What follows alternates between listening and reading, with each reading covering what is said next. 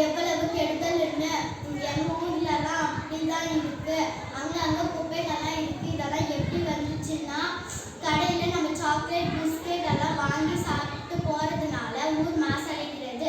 இதே போல் juice bottle குடிச்சிட்டு நம்ம அங்கங்கே போகிறதுனால குளங்கள் ஆறுகளை எடுத்துட்டு போகிறதுனால குளங்கள் ஆறுகள் மாசடைகின்றன.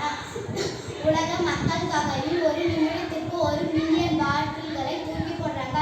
இந்த பிரச்சனைக்கு ஒரே தீர்வு ஈகோ பிரிக்ஸ். இந்த பிரச்சனைக்கெல்லாம் ஒரு தீர்வு ஈகோ பிரிக்ஸ். அதுதான் இந்த ஈகோ பிரிக்ஸ். இது வீட்டிலே ஈஸியாக செய்யலாம். எப்படி செய்யுதுன்னா, ஏதாச்சும் வேஸ்ட் பாட்டிலோ இல்லை ஜூஸ் பாட்டிலோ எடுத்துக்கிட்டு அதுக்கடுத்து நம்ம பிளாஸ்டிக் கவரோ இல்லைன்னா பிஸ்கெட் கவரோ எடுத்து அது தண்ணியில் நல்லா நனைச்சிட்டு வெயிலில் ரொம்ப நேரம் காய வச்சதுக்கப்புறம் பாட்டிலில் திறந்து கவர் எவ்வளோ தூத்த முடியுதோ அவ்வளோ தூத்திட்டு தூத்த முடியலன்னா நம்ம அப்படியே மூடி போட்டு வச்சிடணும். அவ்வளோதான், ஈகோ பிரெஸ் ரெடி.